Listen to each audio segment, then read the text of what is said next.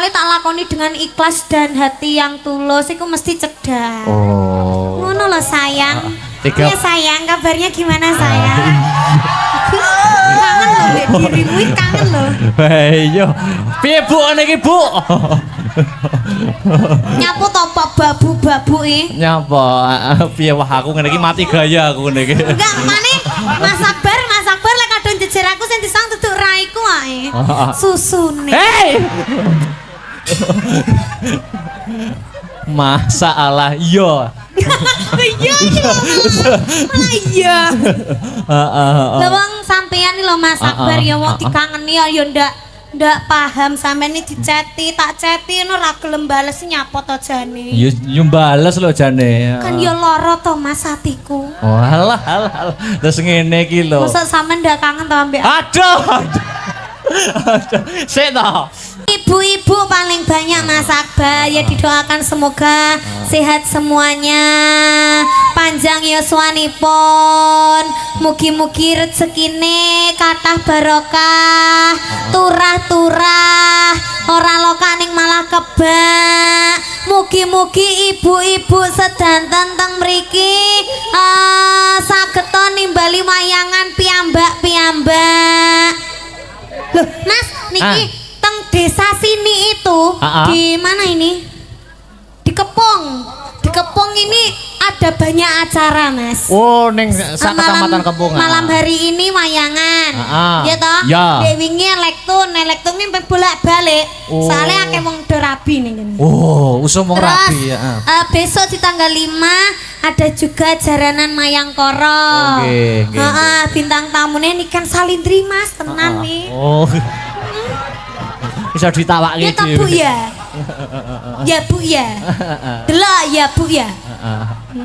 Rumahmu dari sini jaraknya jauh atau dekat? Wah, dekat sekali. Hanya 1,5 jam. Ya adoh kuwi. Yo cedak kuwi Mas. Soalnya tak lakoni dengan ikhlas dan hati yang tulus iku mesti cedak. Oh. Ngono loh sayang. Ya sayang, kabarnya gimana sayang? Kangen loh mbek dirimu, kangen loh. Iya. Piye Bu niki Bu?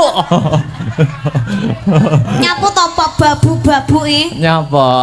Piye wah aku ngene iki mati gaya aku ngene iki. Enggak, mane Mas Akbar lek kadung jejer aku sing disang duduk raiku ae. Susune. Hei. Masalah iya. Iya. Lah wong sampean iki lho Mas Akbar ya wong dikangeni ya ndak paham sampean iki diceti tak ceti ngono ra gelem bales nyapot ajane. Ya bales lho jane. Kan ya lara to Mas atiku. Oh alah. Terus ngene iki lho. Masa sampean ndak kangen to ambek Aduh. Sik to. Kayak iki niken ki VC aku. Lah wong aku pas latihan pas latihan nyapo jane. Ya mbok aja diomongne ngono kuwi aku kan malu to malian. Terus VC terus mari ngono ditolak kan malu to aku ngono kuwi malen. Kayak rumangsane aku cewek murahan terus VC ditolak ngono kae kan. Emang gue cewek apaan? Luar biasa iki lho. Matur nuwun karo Pak Kasun. Iya, terima kasih banyak buat Pak Kasun, Ibu Kasun, Bapak RT, Bapak Lurah, Ketua semuanya Ketua Panitia, Bapak Kapolsek itu, semuanya terima kasih juga sudah hadir semua Mas hari ini tuh lengkap sekali ya. Oh iya. Iya, begitu. Ngene aku ndeloki statusmu WA sampean semakin kesini semakin naik daun ya ta? Amin. Semakin naik daun. Dadi iki delok statusmu tok iki jadwale padat iki aku delok statusmu tok iki wis kesel. Padahal aku ora nglakoni nggur deloki statusmu tok. Ya makane lek aku capek gitu kan butuh support darimu toh, Mas. Ngono ki mbok ya pengertian, Dek, semangat apa piye ngono. Udah dirimu panen dirimu ta sing pas main ngono sing nyemangati aku. Ngono lek aku sing main ngono ndak disemangati. Aja demeki kene lho. Lah nyapa ndi sing ndi? Kowe demeki pipiku sing obah duduk pipi lho. Nanti. Mbok kaya enek mak klepok. Aku delok, Dang. Hei. Wes rusak lan tadi datang sini jam berapa? Aku tadi datang ke sini jam pinten nggih, Bu? Wau nggih. Oh, jam maghrib engko wau, maghrib. Napa? Sak bibare maghrib. Oh, sak bibare Nggih, maghrib. jam 10-an wau. Wah. Sik to, aku ki tanya, umurmu piro to jane? Umurku berapa ya kira-kira? Heeh. Mas Akbar berapa? Aku 22. Oh, aku 21. Alah, kok modelnya dipas-pasne ngono kuwi lho. Tekon tenan. Umure piro? Aku 21. 21 tenan ora. Ndak kemarin aku 15 tahun. Bayo. Sekarang 16. Nganu Mas. Piye? Satu hari umurku bertambah. Oh, lah umur 16 koyok ngene itu terus sok nek kuliah ora mangan dosene. Ya lek dosene klem dipangan ya iya. Sadurunge mangan dosen mangan aku sik. Wah, apa to Mas Akbar ki apa to? Gemes aku. Kediri ki gone seniman, Dik. Heeh. Padang terus. seniman. Bahkan kemarin aku mendengarkan HUT Kediri itu wayangan 3 hari katane. Wow. Denger. Bagi nyapo. Lo kan yo kaget lo Mas Oh, Kediri iya. lo Kediri lo iso 3 hari wayangan ya. Full itu 24 jam. Ya. Wah. Dulu itu ada sinden dari Kediri yang terkenal zaman dulu. Wow. Siapakah itu? Namanya Bunyi Kartini Sabdose. Kowe nyapa kok? Ora tak apa-apane. Siapa Mas jenenge Mas? Bunyi Kartini Sabdose. Bunyi Kartini Sabdose. Kartini. Iya Kartini. Kartini Sabdose. Itu dulu itu muridnya Pak Narto Sabdo. Oh. Itu terus? sudah melanglang buana. Nggih. Bahkan itu namanya sinden dari Kediri muridnya Ki Narto Sabdo, ya toh. Jadi gitu. kondange Bu Kartini Sabdose kuwi mergo srawung karo dalang-dalang. Sering kumpul dalang-dalang Pak Narto Sabdo, Terus? Mbah Panut Nganjuk. Terus? Mula sampean nek pengen saya melejit sering kumpul aku. Mas ngene Mas. Piye? Wong aku lo biasane lecetan mbek sampean. Heeh. Mas di mana ngono sik repot ngono. Lah terus piye lek ku kumpul ya kok iso. Wong ben dicetok sik sibuk, sik repot. Ngene lho, Oh Dik. iki kok gayamu ki lek pas dalang ngene iki dolan mbek aku ngene. Ngomong bareng dicek lo Mas ndak respon belas. Tenan. Ora, ngene lho, aku ki nek nggur ning Aku chat. mendingi chatan karo Kolil ka. Chatan karo sapa? Kolil. Sama bapakku to. Bapak tercinta ya. Ora ngono nek Dik Niken. Aku ki nek nggur chat tok, iki kadang-kadang ki nggur linu tok ngono tok.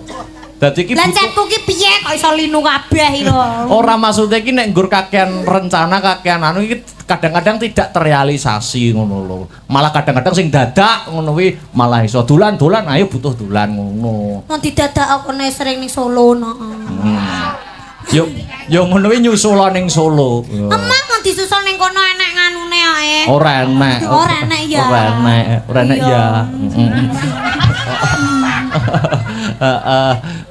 Nembang aku kangen suaramu. Kangen suarane apa kangen wonge? Ya sekabehane ya to.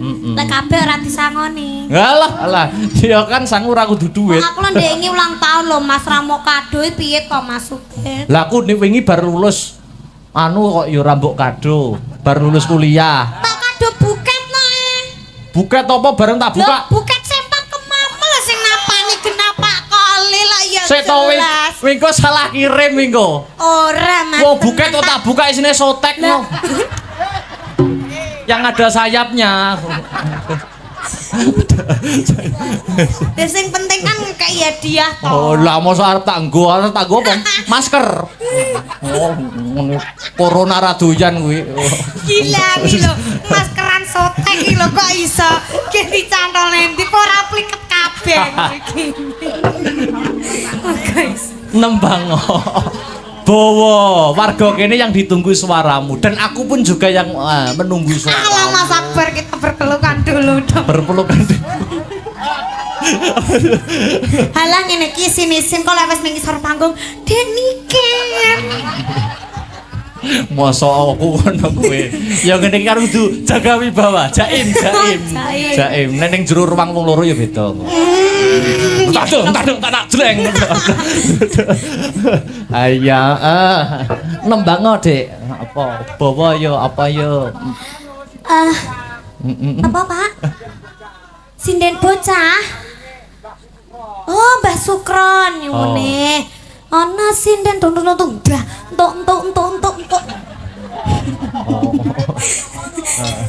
Palaran, Mas. Oh, palaran. Siap. Pelok. Ana sinden isabang. Ngapunten Pak nika digantos bawa nemen mawon nggih. Lho. Apa nek bawane nemen iki? Hah? Nemene apa nek bawane? Rol itu bawa. Oh iya. Seperti itu. Oh. Boleh minta nadanya, Mas. Sampean sudah ketemu Pak Kami Tuwa dereng? Pak Kami Tuwa. Pak Kasun. Belum. Oh, belum diaturi minggah. Mergo ki undangannya banyak niki. Wow. Sing kepareng rawuh. Monggo Pak Kasun. Monggo Pak Kasun masih lenggah nggih? Pak Kasun. Sini dong. Pak Kasun. Wah, monggo Pak Kasun. Ayo di spoti yuk.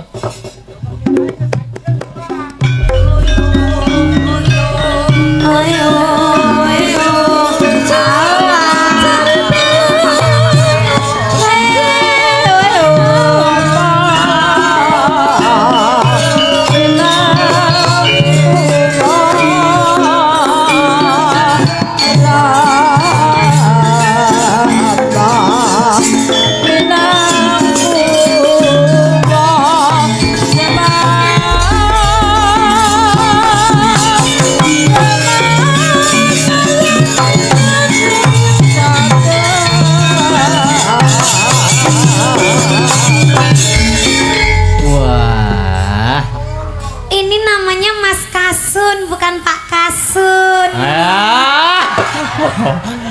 Kowe kelakon kasune turu jaba kok. Oh, Pak Kasunnya tadi Ibu Kasunnya di mana? Suruh tidur aja deh, Pak. Hei. Mboten Pak niki namung gojek nggih, Pak nggih. Nggih. Anu Pak, komentar sepatah dua patah ya, kata. Monggo. Acara malam ini gimana? Iya. Nggih, alhamdulillah acara malam hari ini ramai, pengunjung padat krana Mbak Niken. Wah, luar biasa. Alhamdulillah. Halah Pak, mboten Pak, sanes kula sing ngomong nggih Pak nggih. Niku kanca kula. Oh, kancane niki. Nggih, bola Niken Salindri. Sing rawuh sinten mawon Pak undangane niki? Nggih. Sing tasih lenggah. Niki bapak kula nggih tasih teng mriki, Bapak Kades. Pak Kades nggih. Bapak dan Ramil, Bapak Kapolsek nggih wonten. Wah. Mboten rugi Pak nggih wayangan nggih. Alhamdulillah niki wau nggih Pak Camat rawuh. Oke. Cuma sampun kondur rumiyin. Oh, Pak Camat nggih. Nggih. Nah, monggo Pak, niki napa sing saged nembang dono swanten sinten kinten-kinten. Mumpung wonten napa panjenengan ki Mbak? Nek kula ki Mbak mboten saged nyanyi. Oh. Kula tak nyerahne bapake. Kula serahne bapake nek nyanyi. Nggih, monggo. Monggo Bapak Kades. Oh, Pak Kades. Kampung Baru. Monggo Pak Kades Kampung Nggih, Baru. Monggo. Mriki nyusul mriki. Monggo Pak Kades, Pak Lurah. Aturan mriki.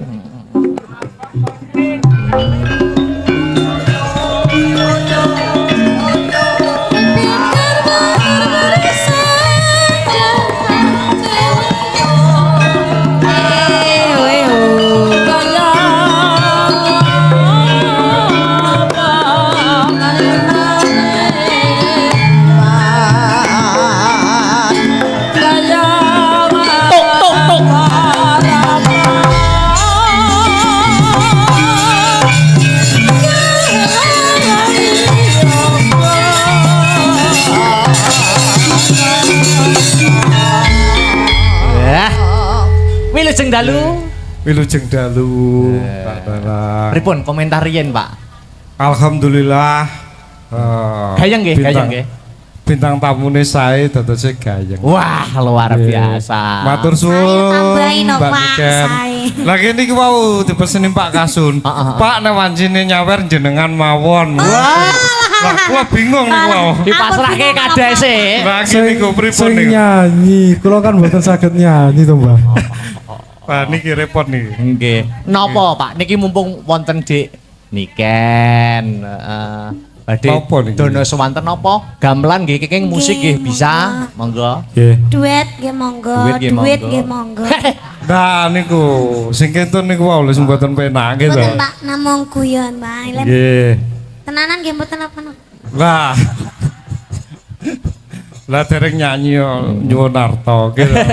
Sampun niku mau ping 3 sak srempeke. Nggih nggih. Napa niki, Pak? Ngersake napa tembang napa? Nggih. Duet Pak wau. Wadah. Ah, duet napa, Pak? Apa ki? Monggo. Duet napa? Sing penak-penakan mawon. Napa? Ah, nggih monggo. Kandas. Kandas. Nggih. Ora iso liyane. Oh nggih. Matur ngeten mengke Pak Sekdes. Oh nggih. Nggih, kali Pak Dan Ramil ugi Pak Kapolsek. Nggih. Mengke diunggahke sedaya mengke. Nggih. Bar niki. Nggih. Nek kandas didhisikke. Nggih, kandas dhisik nih. Pengen Niki nyicipi. niki kula panjeri riyen. Waduh, Nggih. ha iki. Bapak ijen kaya apa to, Papa? Jen. Beh, cekatan tenan. Cekatan niku. Nggih, langsung Iya. set ngoten neh. Matur sembanuan nggih, Pak nggih. Sami-sami. Ampun nangis lho, Pak, wong mandak. Sak lembar lho nangis Lah nggih, berkaca-kaca. niku jatahe putrane. Tapi mboten napa-napa, Niki benjing. nak nggih dianggap putra to, Pak. Dianggap anake dhewe. Benjing damel sangu sekolah. Sangu Pak Niken. sekolah. Nggih lho. Nggih, Nggih. leres. Kandas, Kula kalian buka kandas. lirik nggih, Pak nggih. Nggih, monggo. Niki yogane nggih Mary. Manjeri. Ya Allah. Jen. Bapaknya abang kula biru. Ah. Sembanuan. Niku nembe niki sedaya napa nembe panjer niku? Nah, Kula manut bapaknya. wah niki repot nih gitu. Nggih. Yuk kandas ya dadekke digarap sing gayeng ya.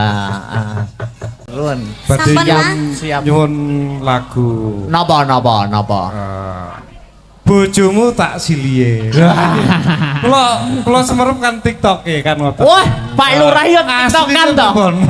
Wah, Asline Kan, pripun? Lurah milenial tiktokan barang nggih. Niku kan panjere niki. Wah, Wah, Pak bojomu Lho, lho. kasih lintune niku napa malih, Pak? Sampun. Sampun. Miris ya lagune. Nganu Mas lirike sing miris, Mas. Kok iso? Bojomu sesuk tak silihen ra penak tak balekne lah. Oh iya. Sing nggon penak ki apane? Maksudnya dijak omong-omongan ngono. Walah, nggih kurang no pale. Oh, mboten Pak, mboten. Nggih, mboten sembahyang nggih, Pak. Alah mboten usah, Pak. Alah, napa to jenengan? Mungkin ditambahi malih. Siap Terus no, nuwun. nggih.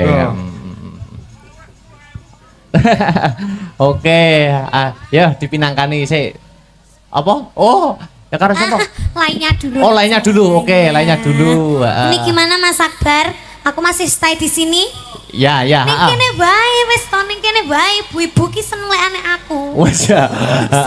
Ning kene khusus dina iki dilencertne ini kan salindri. Dilencretke. Apa sing anu diganteni liyane, Dik? Ganteni liyane ya. Apa sing musik? Oh. Dewa Tresno nggih. Oke.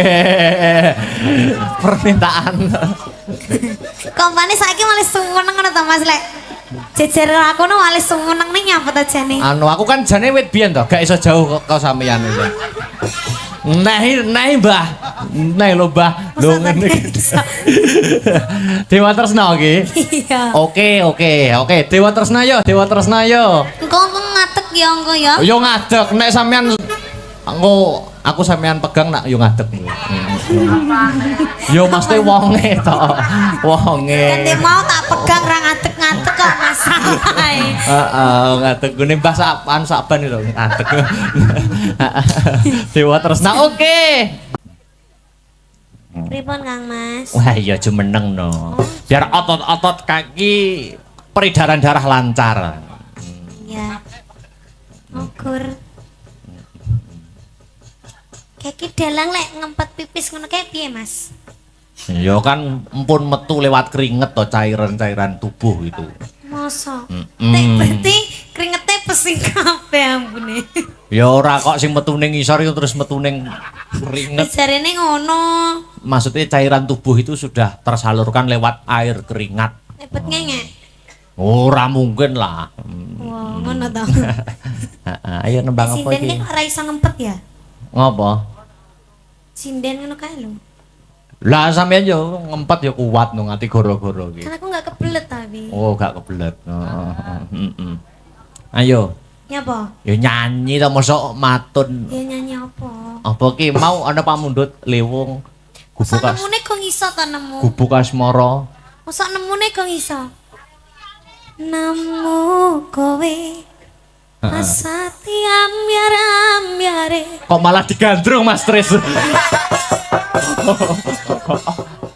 Alah, Aja gelem digandrung Mbak Niken. sesuk iso. Kibotmu kadal lho engko. Iki diparingi sing halus apa sing kasar, Mas? Kasar nggih, anget-anget nggih. Mas Akbar ini nek ketemu aku mesti njaluke sing kasar. Nggih. Rada anu nyiksa-nyiksa sithik. Nembange Mahayati. Aku kok lek diseksa sakit no, Mas. Mboten. Tenggorokanku nanti. Wes kon ndi.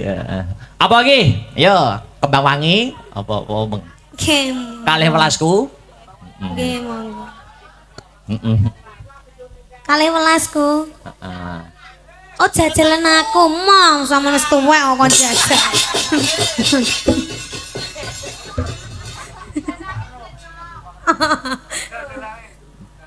Jangan nodai keperjakaanku.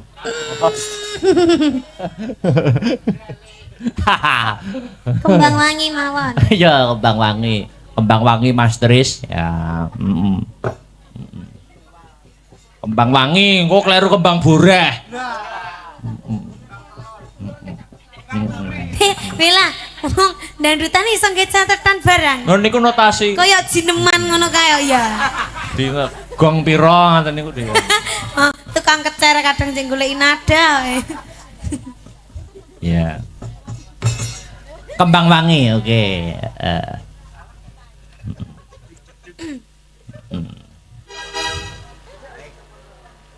Nadane nganu, Mas. Nah, rek. Nadane C. Nah, C Mas Tris. C. C ning wok. Tak kira B ning C. F. B ning apa? B ning F tak kira. B ning F. BF ke apa, Mas? Itu ya apa ya? Iki lambemu ketatap mik ta wi mau. Heeh. Ayo kembang wangi. Monggo Mas Tris, tanjake. Ya.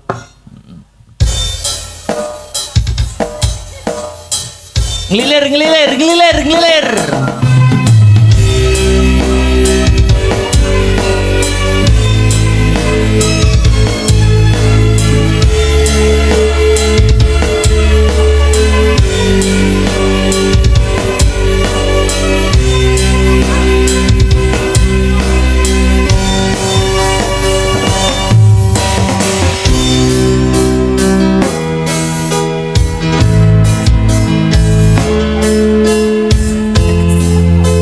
Raiso keganti sapiro lo Mas ke Mas.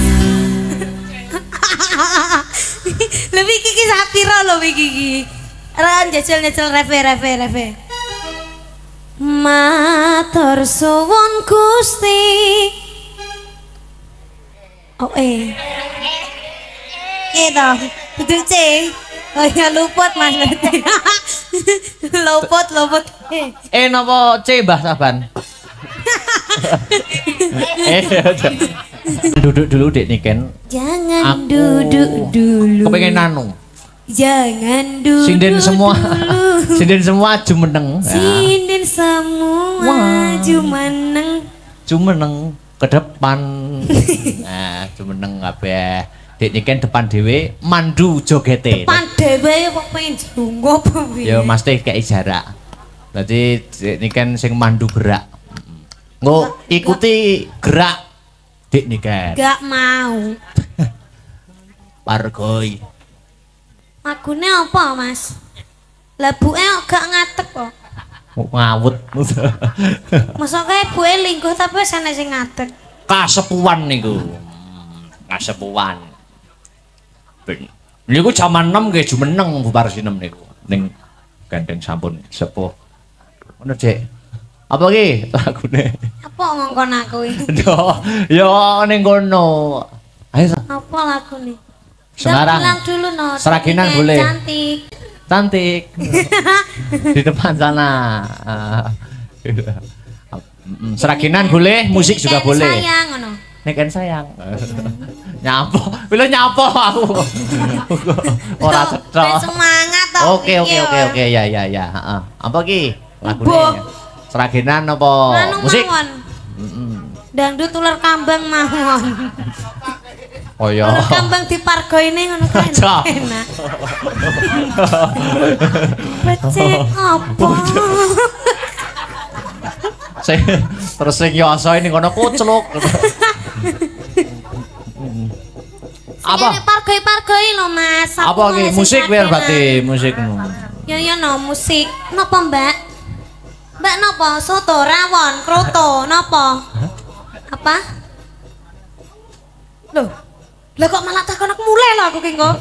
Sanes sampun apa gamelan ninggal katresnan. Sanes kok panggah gamelan domongi sing eneng kike lho. Kok ndak manuti nyapu to jane. Ya sanes. Sanes. Mas wis catetanmu apa ae to jane? Heeh. Kok rasaku lagu apa panggah kuwi?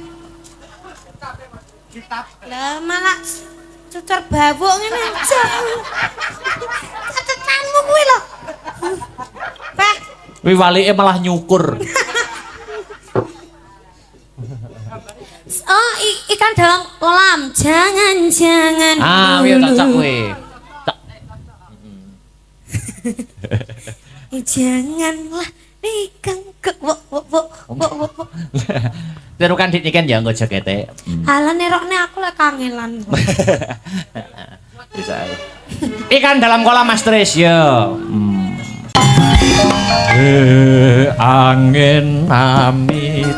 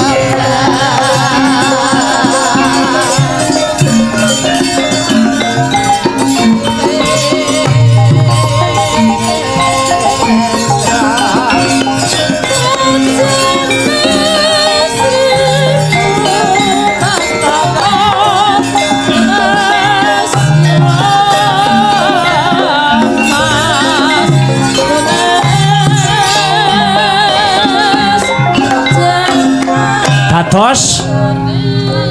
Niki mengke para Pandhawa badhe nganakaken wujudipun sesaji Raja Suya, Gus. Iya Kakang Semar. Kabar wis sumebar pawarta swarata yen to para Pandhawa bakal ngadani upacara syukur kunjuk marang purbaning Gusti kang kawekas. Dene syarate kang cacah ana 3 wis dikawuningani dening para Pandhawa. Dina sak mengko Harjuna Kakang Mas Werkudara dalasan Kaka Prabu ing Dwarawati tinang gendah ngupadi syarat angka 3 ya kuwi tumbal Ratu Angkara Murka. Mula dina sak mengko Panakawan ayo ndak kanthi tumujuaning Praja Magoda kanggo srana hanjanggepi syarat sarana lumadining sesaji Raja Suya iki Kakang. Semangga kula dherekaken Gus.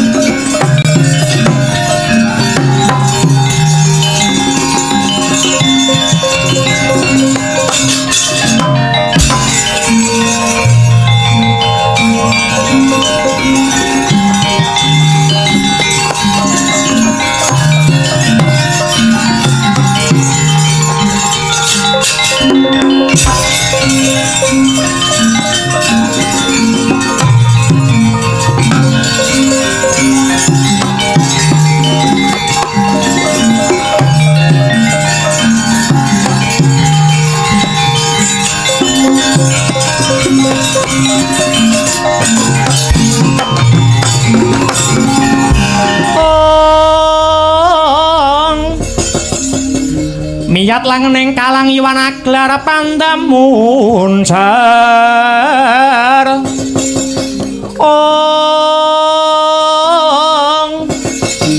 tinon lir kekonang surem sorote tan padang kasor lan pajaring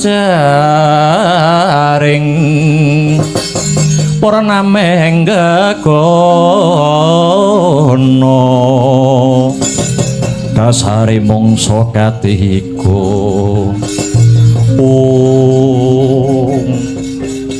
Werkudara lan Janaka mandhek luwih dhisik ya Di. Aku lan Siadi sakloron wis tumekananing tapel wates negara Magoda. Ana ngarep iki ana wujuding gunung kang ingaranan Gunung Setyaka. Nanging ing kene sing tak rembug dudu perkara gununge nanging sawangen ana dhuwuring gunung kae ana tambur kae jenenge tambur Kyai Gurnita. Apa tambur Kyai Gurnita mau bebayani mangkene ya Di, sapa wae kang wani mlebu ana negara Magoda waton wong kuwi saka njaban rangkah tambur kae bakale muni dhewe tanpa tinabuh Werkudara. Kok iso mangkono larah-larahe kepiye? Mbiyen negara kene ratune jejuluk Prabu Bryudrata. Prabu Bryudrata kagungan garwa loro kang sesilih Retnadi lan Retnadati. 10 tahun anggone omah-omah nanging durung pinaringan putra. Bingung bilung-lungan penggalihe Prabu Bryudrata wekasan mentar saka Praja Magadha. Saperlu teteki Brata mapan ana madyaning alas. Saka wanter nggenya semedi tumedhak dewa saka kayangan Sidik pangudal-udal pukulun Bathara Narada. Maringi wujuding woh-wohan saka kahyangan kang denarani pelem pertangga jiwa. Karepe para Jawata pelem mau kena kinarya sarana garwane Prabu Bryudrata bisa anggarbini.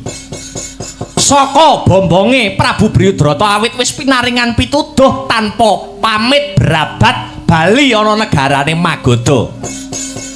Sakwise tekan negara Magadha, Prabu Bryudrata wis dinteni kelawan garwane sakloron.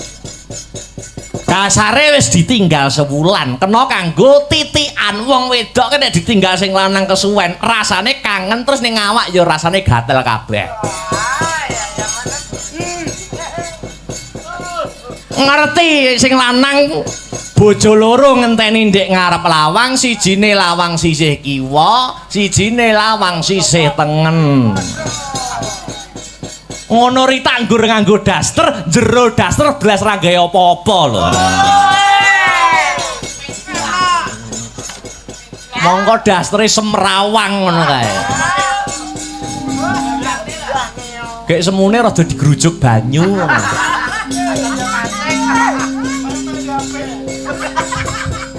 Wekasan pelem pertangga jiwa diparingke kelawan garwane ya kuwi Retnadi karo Retnadati. Bayangno peleme nggur siji dinggo royokan bojo loro iki. Satemah pelem disigar brak dadi loro, siji diwenehke mbok wek, siji diwenehke mbok nom. Bar mangan pelem langsung nggarbini ya kuwi 9 wulan 10 dina. Mekaten Kakang Prabu ya bojo loro meteng bareng 9 wulan 10 dina sak banjure bayu mau lair saka garwa kekarone. Nanging wujute separo-separo ora sak lumrahe manungsa. Rumangsa lingsem utawa isin rasane Prabu Bryudrata.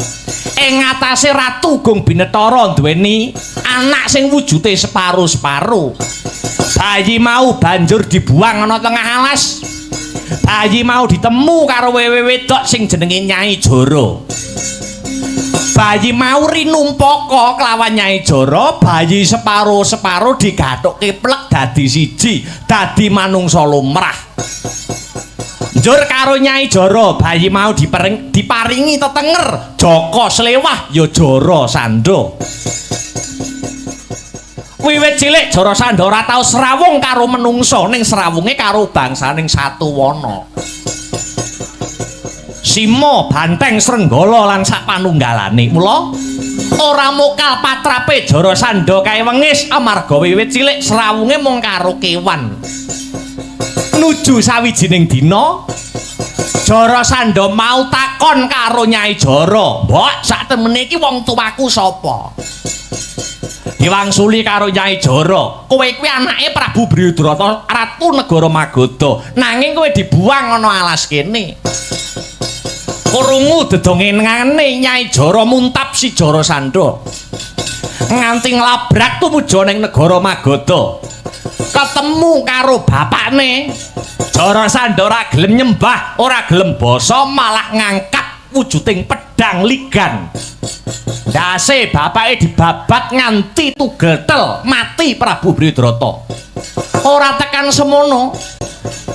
Kulite bapake dibeset-beset, kulite dadekke tambur, ya dadene tambur Kyai Gurnita kae. Mula yen ana pawongan sing liwat sak kiwa tengening kene, tambur kae muni dhewe. Upama bisa tata jalma manungsa, Prabu Bryudrata kae kepengin sampurna nyawane.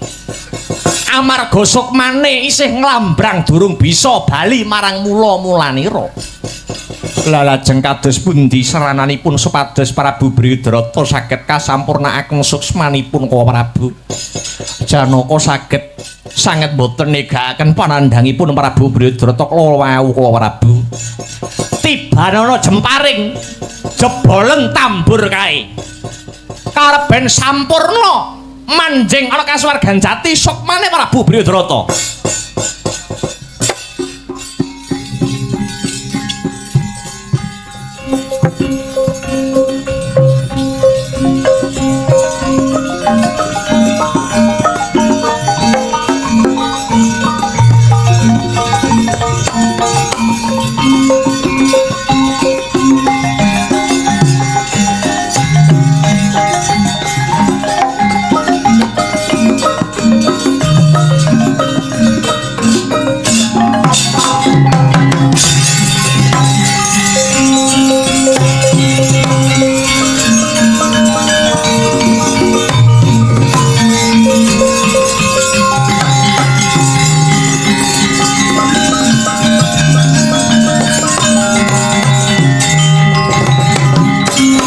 Prabu Kresna, Raden Bima, Raden Janaka, banget panuwun kula. Pranyata paduka pepethinganing satriya awit saged ngentas panandhang kula. Babagan katentremaning bawana kula titip anak kula pun Jarasandha dumateng Prabu Kresna. Sumangga anggenipun badhe murba kang sarta masesa Sang Prabu.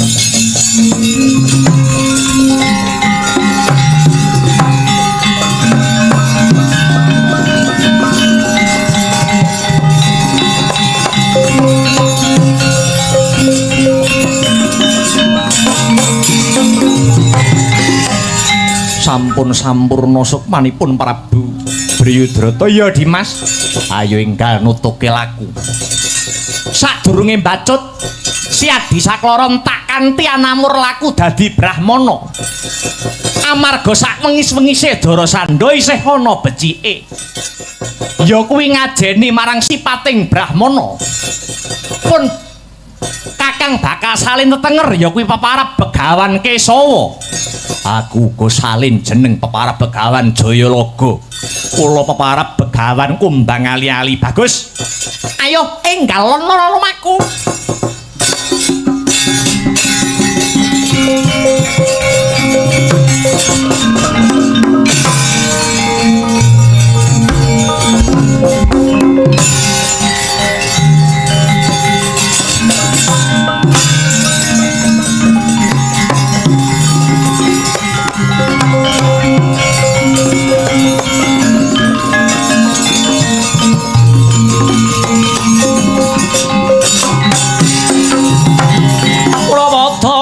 Ingsun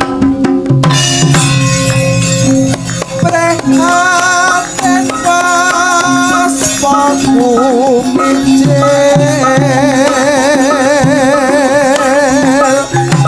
tuku dahan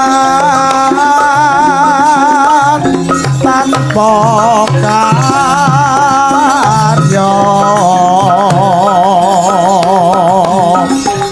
sakang rinemakan Gusti.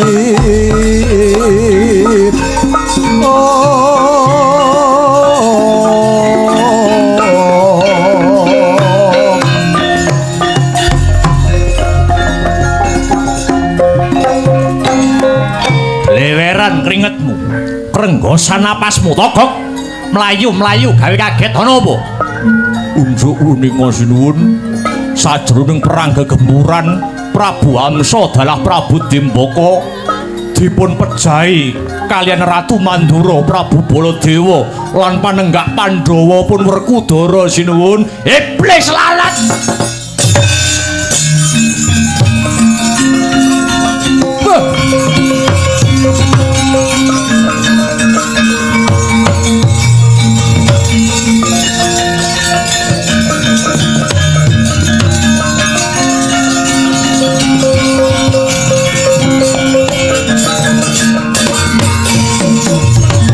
Malane ngerak leketeking jagat gelah-gelahing pumaswaning jajalan sukertaning bawana.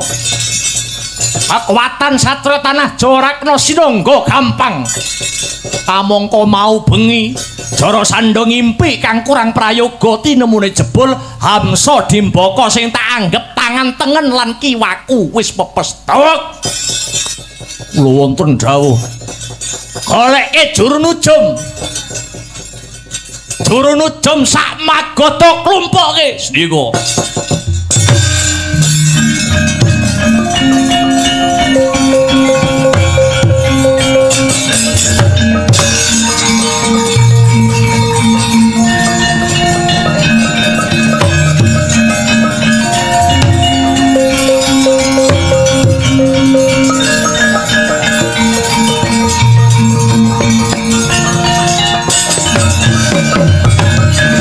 Juru nujum iki nggih. Jenengmu sapa? Nami kula pun Begawan Amonggati. Amonggati. Nggih. Coba werdekno apa sing dadi pasupenaning Jara Sandha. Paduka nyupena menapa Sang Prabu? Aku ngimpi yen to negara Magoda kene ketaman banjir bandang lan ringin sakembaran sing rungkat saka oyote. Kabeh pangimpenku mau werdine apa Amonggati? Banjir bandang ingkang anempuh punika merdekaken menawi negara Magoda badhe kedatengan mengsah lan ringin sakembaran ingkang sol saking oyote punika mengku werdi kamukten kang sarta kawibawan paduka badhe rebah badhe rubuh. Mila paduka ingkang ngati-ngati kedah ingkang eling lan waspada Prabu Jara Sandha dikon merdeke malah mecang kaya wong kerang bangsat.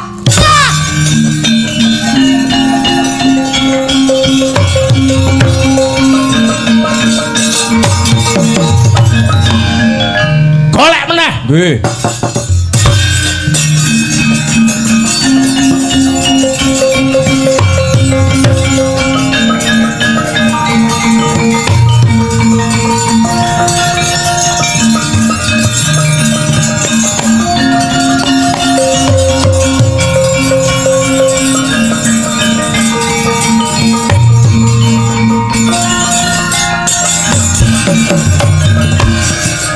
Sapa iki? Nami kula Sabun. Kowe ya juru nujum nggih. Omah kula Desa Pisang.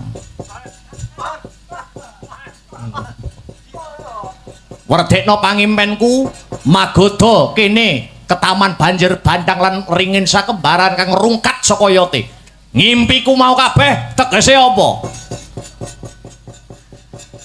Kula jarwani pangimpen paduka menika mengku werdi mbok menawi umur utawi yuswa panjenengan namung kantun sak siliring bawang paduka kedah tata iki ya padha wae.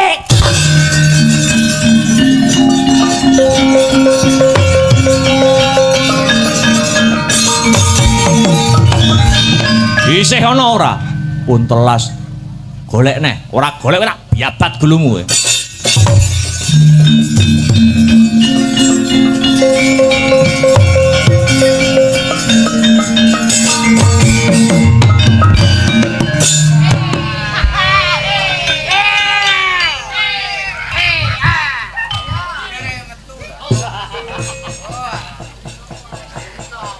Aku ngimpi negara Magoda kene kedatengan banjir bandang.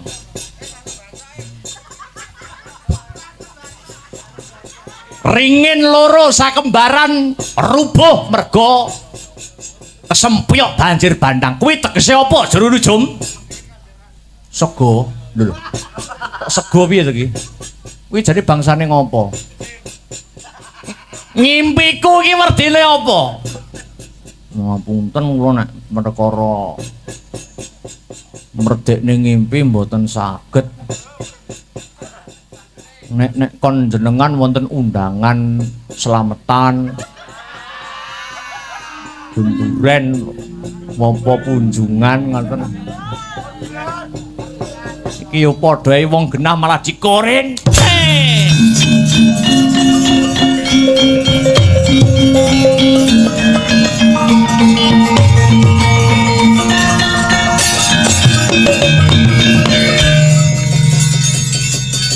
Piye?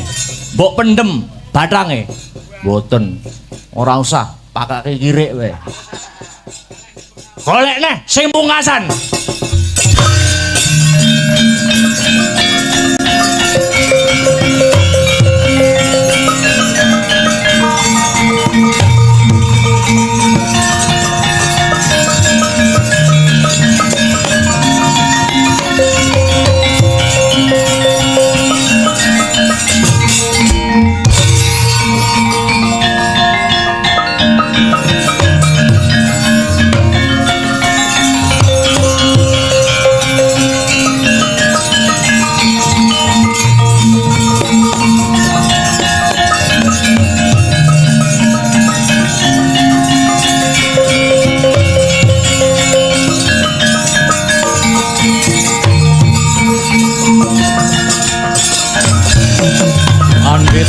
Karya wangsit pindho kumbang ajaping tawang iki ana brahmana cacah 3 mara gage tepungna sapa peparape brahmana katelune Sudyamastani Sang Prabu peparapku Begawan Kesawa sing gagah gedhe dhuwur. Aku Begawan Jayalaga. Kula Begawan Kumbang Ali-ali. Mapan kebeneran. Jarasandha bubar wae nyempena mbok menawa kraton Magadha kene ketaman Banjir Bandang. Banjir Bandang iku Hanjalariwit paringin sakembaran rungkat saka hayate. Kira-kira pasupenan kuwi iki mengku surasa sing kepiye mara gage jlentrehna. Jlentrehna tanpa rasa riguh lan pekewuh panemban. Sumrupa Sang Prabu. Banjir Bandang mengku werdi bebaya. Paringin sakembaran kang ambruk mratelakake adeking Nalendra mila Sang Prabu. Mumpung dereng kedlarung monggo kula kanthi manembah manungku puja mring purbaning kang kawasa. Nyuwun sewu. Paduka Sang Prabu ingkang badhe ngadani wujuding sesaji Kalaludra nyembelih ratu cacah 100 negara. Kula aturi murungaken. Nanging awit sedaya kala wau mboten badhe kasembadan ning malah ngelak mangsa mbujung wanci rebahing kawibawan paduka dados Nalendra. Setan kowe.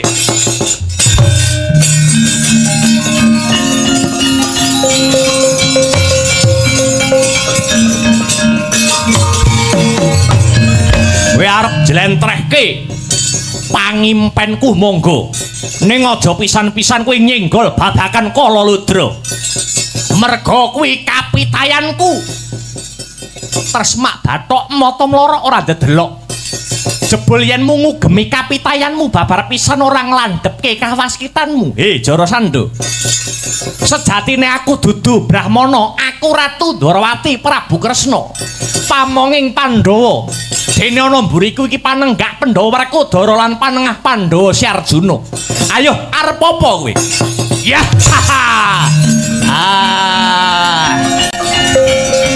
Ikian.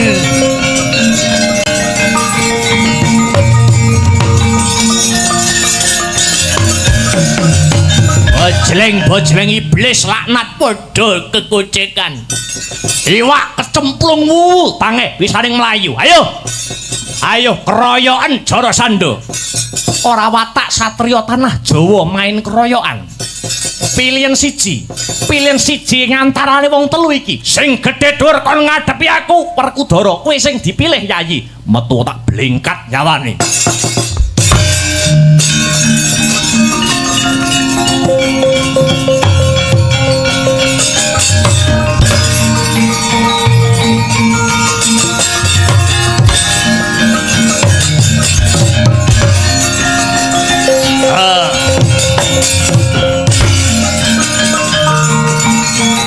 Kanjur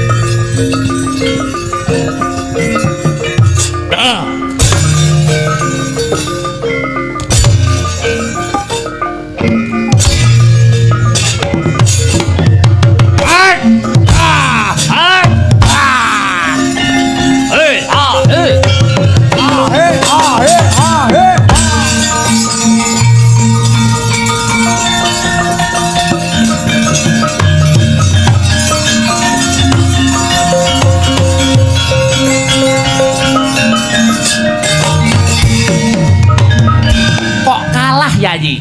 Ora kalah. Loh, lah kok mundur? Leren.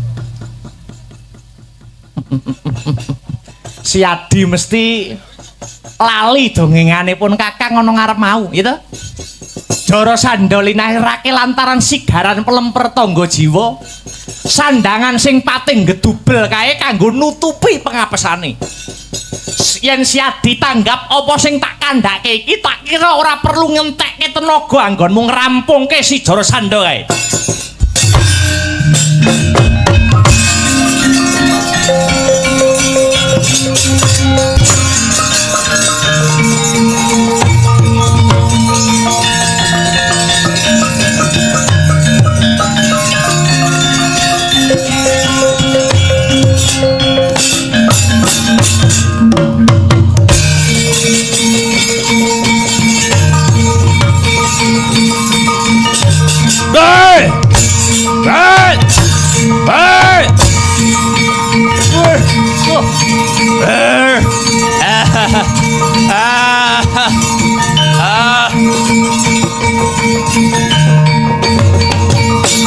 Noyah nayuh Baskara Titi mangsa dupemut pring pengapesaning Sang Jara Sandha risang Werkudara ngetok karo san kang pungkasan giya kadengkek bangkeane dadi lan patine sirna Sang Jara Sandha.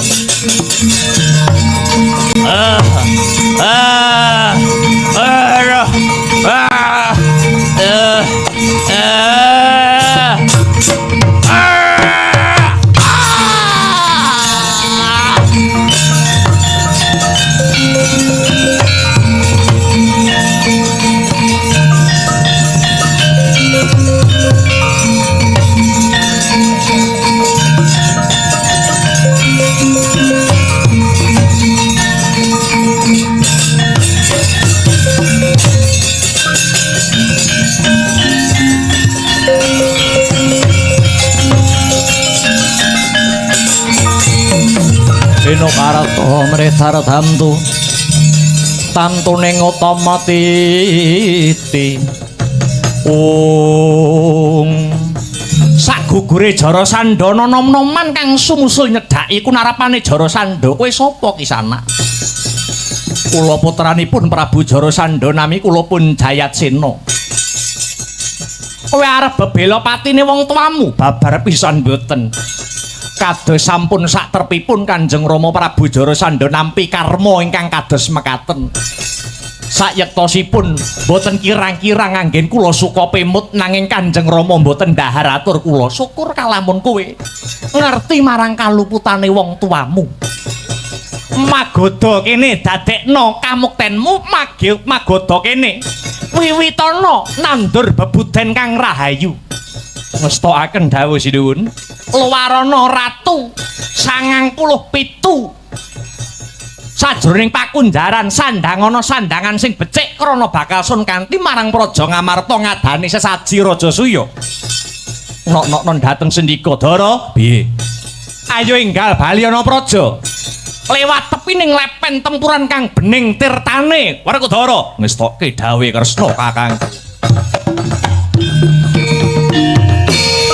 Gumeling si cincin kuling cakune kuro ramalungi matandane wajine masakat endah simang pancerita mencorong lemanaja kerajaan Melayu Sumatera Makassar.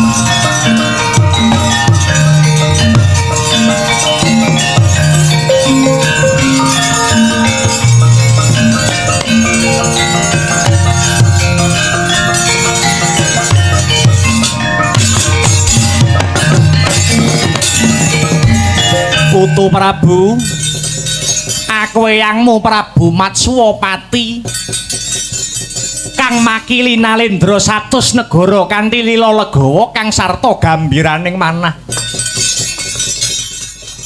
Wis nedya nyembadani undangan nanggone para Pandhawa ngadani upacara syukur Sajraja Suya. Poneyang uga mangkono Putu Prabu. Poneyang ing Talkanda makili para Brahmana 7 wis awega ngidung suci mantra rahayu. Tandha tarima kasih mring purbaning Gusti Kang Maha Nasa. Ayo Mara Gage, enggal diwiwiti adicara sesaji Raja Suya iki, Ngger.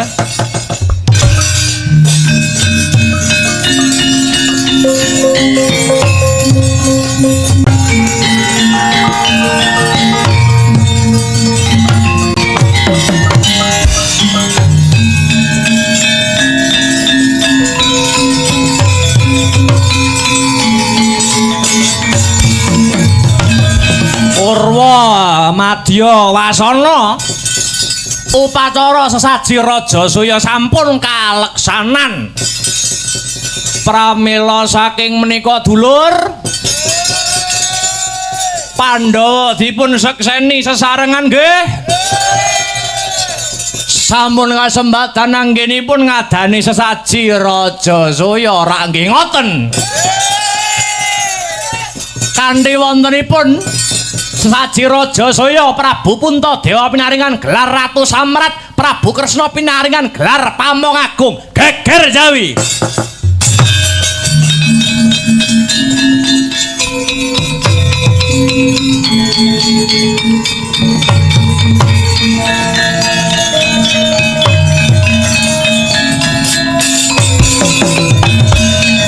Dipun tepangaken kula Ratu Cedi Prabu Supala.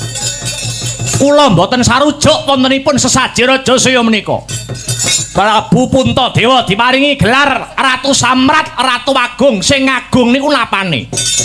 Ratu kelemar-kelemar kaya laler apa maneh Prabu Kresna. Dinobatke dadi Pamong Agung. Wah, saya gembelo ndase. Kresna kok Pamong Agung, mantan maling, mantan gento, dikira Supala ora ngerti sejarahe Ratu Ndwarawati. Begal rampok kecu titir kidul Narayana, titir lor malinge ya Narayana. Kaya ngono kok Pamong Agung. Yen aku kon ngajani Kresna Supala kabotan. Ning yen kon ngidak-idak ndase Ratu Ndwarawati, tak warai carane.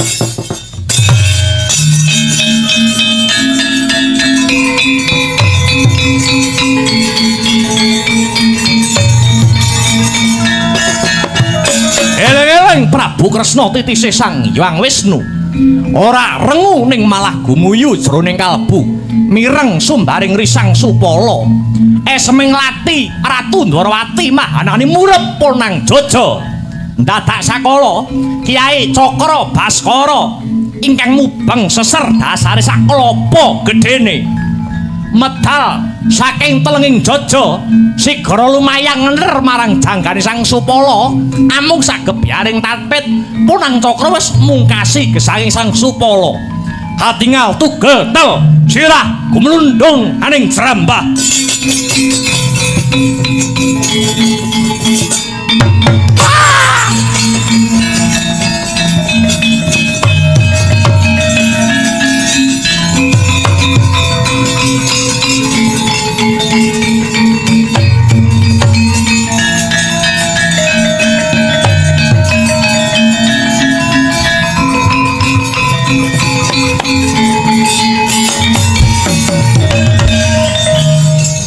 Ngaturaken pangapunten kang wayah nyuwun pangapunten menawi damel gugup garagapan ingkang sami lenggah.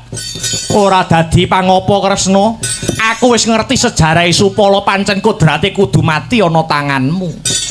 Sing luwih wigati sesaji Raja Suya iki wis bisa kasembadan kagelar. Nuwun inggih Kanjeng Eyang. Inggih kula nggih tumut nyekseni. sing becik dadya patuladan kang ala kagilesa anut lakuning jaman. Lelakon Pandhawa syukur saratri kenging kinarya kaca benggala. Sak beja-bejaning jalma manungsa ya kuwi manungsa sing sabar lan narima sarta tansah ngegongaken ing raos syukur ndara. Paripurna.